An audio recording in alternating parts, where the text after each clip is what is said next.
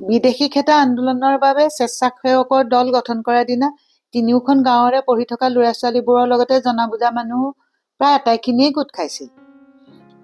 আন্দোলনটোৰ যুক্তিযুক্ততা আমিও বুজিছো আৰু সকলোৱে বুজিছে, কিন্তু আমি আন্দোলনৰ নামত কৰা কামবোৰ যাতে মূল লক্ষ্যৰ পিনেহে পোন হৈ থাকে সেইটো কথাও আমি চাবই লাগিব, নহ'লে অনেক বেমেজালি হ'বগৈ পাৰে পাছত। সুৰুজপ্ৰভাই কোৱা এইষাৰ কথা ডেকাচামেতো ভাল নেপালেই, আনকি ভদ্ৰকান্তইও ভাল নুশুনিলে।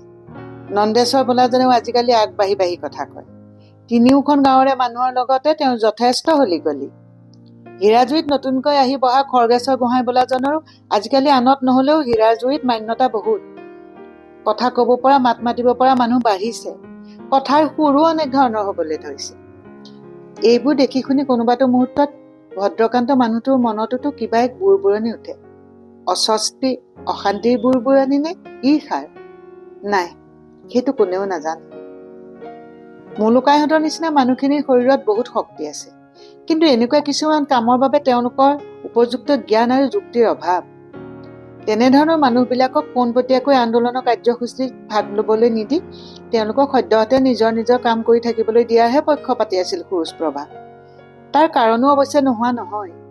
গাঁৱৰ বহুত মানুহে আন্দোলনটো বিদেশী খেদা আন্দোলন বুলি বুজিছে ঠিকেই, কিন্তু বিদেশী মানে তেওঁলোকে বঙালী বুলি বুজিছে, আৰু বঙালী মানে আকৌ বুজিছে গাঁৱত নতুনকৈ বসতি কৰিবলৈ লোৱা জুগুনুহঁতৰ নিচিনা আগতে চাহ বাগানত কাম কৰা বনুৱাবিলাকৰ কথা।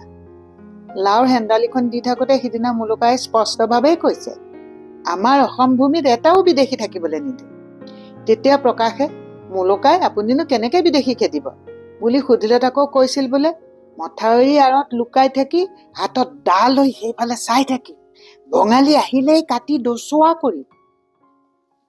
কণাজুৰি সলনি হৈছে, মানুহবোৰৰ নতুন পকী ঘৰ হৈছে। জয়হীন পুথিভঁৰাল, গাঁৱৰ বিদ্যালয়, নামঘৰ সকলোতে খেৰ বাঁহ কাঠৰ ঠাইত পকী ঘৰ উঠিছে। কণাজুৰিৰ মুখৰ মাত কথা সলনি হৈছে। আগতে গাঁৱত অকল দীঘলা বুঢ়াইহে মতা উভোট মাতষাৰ, এতিয়া সোণাজুৰিৰ ডেকাচামৰ মুখে মুখে। সোণাজুৰিৰ জিভাৰ জুতিও সলনি হৈছে। মাছ পিচ কৰি ফ্ৰাই কৰি খায়। সোণাজুৰি মানুহে আজিকালি কণীও সিজাই নাখায়, বইল কৰিহে খায়। তাকে নকৰি কৰিব কি? ভালকেইটাতো পঢ়ি শুনি ওলাই গুচিয়ে গৈছে, গাঁৱত থাকিলগৈ আধা কেঁচেলুৱা কিটাহে। নন্দেশ্বৰে এইষাৰ কথাকে প্ৰায়ে কৈ থাকে। অসম আন্দোলনৰ ঢৌৱে সোণাজুৰিক ভালকৈয়ে কোবালে। আন ডেকা গাভৰুখিনিৰ লগতে উৰ্মি আৰু প্ৰকাশো আন্দোলনৰ কাৰ্যসূচীত জঁপিয়াই পৰিল। আন ৰাজহুৱা কামবোৰত পূৰ্ণ অংশগ্ৰহণৰ দৰে আন্দোলন সম্পৰ্কীয় কামতো সুৰুজপ্ৰভা সক্ৰিয়ভাৱে জড়িত হৈ থাকিল। স্বেচ্ছাসেৱকসকলৰ ফালৰ পৰা স্বাৱলম্বনৰ বাবে ভালেকেইটা কাৰ্যপন্থা লোৱা হ'ল। তাৰ ভিতৰত মেখেলা চাদৰ আৰু গামোচা বোৱাৰ কথাটোও আছিল। সুৰুজপ্ৰভাই স্বেচ্ছাসেৱিকাসকলক ক'লে, মই চৰকাৰী দোকানৰ পৰা কণ্ট্ৰলৰ দামত সূতা আনি দিম, তোমালোকে কেয়া দোকানৰ পৰা নানিবা, বুজিছা? উৎসাহৰ আতিশয্যত তেওঁলোকে কিন্তু কেয়া দোকানৰ পৰাই সূতা আনি গাঁৱৰ শিপিনীসকলৰ ঘৰে ঘৰে গৈ আন্দোলনকাৰীৰ হৈ তাঁত বৈ কাপোৰ উলিয়াই দিবলৈ খাটনি ধৰিলে। জেতুকী আইতাই, মেখেলা এজুতি মোৰ শালত আছে আৰু তাৰ পিছত ৰাখি সূতা চেলেং লগাবলৈ সূতা উঘাই থোৱা আছে বুলি সিহঁতক এতিয়া তাঁত বৈ দিব নোৱাৰো বুলি ক'লে। ইলা নবৌকে ধৰি আনবিলাকেও এতিয়া নোৱাৰিম বুলিলে। ইয়াৰ পাছতো মেঘালী আৰু বিনিতা বোলা দুজনীয়ে এওঁলোকক যেনে তেনে সোনকালে কাপোৰ বৈ দিবই লাগিব বুলি পেৰি থাকিলত জেতুকী আইতাই এদিন আহি, গোসানী আপুনিনো ইহঁতৰ এই তেনেদৰে 19ত বা বলাবলৈ দি আমাৰ হতে ওপৰঞ্চি কাম কৰাবলৈ কি পাং পাতিছে হয়নে বুলি সুৰুজপ্ৰভাকে ধৰিলেহি। অৱশ্যে জেতুকী আইতাকো দোষ দিব নোৱাৰি, কাৰণ আন প্ৰায়বিলাক কথা গাঁৱত সুৰুজপ্ৰভাৰ মতেই হয় যে। ইফালে দিগন্তকে ধৰি কেইটামানে বঙালী বিহাৰী মাৰোৱাৰীৰ হাতৰ পৰা দোকান পোহাৰ বেপাৰ বাণিজ্য অসমীয়া মানুহৰ নিজৰ হাতলৈ আনিবলৈ উদ্যম ল'লে। চহৰৰ বৰ বজাৰৰ মুখতে গুড়ৰ দোকানীকেইটা বহে, 8-10টা বিহাৰী মানুহ। ডেৰ গাঁৱৰ স্থানীয় গুড়ৰে পৰা ধৰি কেইবাবিধৰো গুড় তাত পায়। দিগন্ত এতিয়া সোণাজুৰি আলিৰ মুখত ৰহমতৰ দোকানৰ ওচৰতে মাটিত বস্তা পাৰি বহি গুড় বেচিবলৈ ঠিক কৰিলে। বৃহত্তৰ সোণাজুৰিৰ ৰাইজে তাৰ পৰাই গুড় কিনিব। বাকী সৰুধন, সাগৰ এনেকে কেইটামানে আকৌ ৰিক্সা চলাবলৈ ল'লে। সোণাজুৰি আলিৰ মূৰৰ পৰা চহৰলৈ, চহৰৰ পৰা সোণাজুৰি আলিলৈ। ৰিক্সা চলোৱাও হ'ব আৰু এই চোৱা বাটৰ কাষত আন্দোলনৰ কামত কোনোবাই গদ্দাৰি কৰিছে নেকি তাতো চকু ৰাখিব পাৰিব।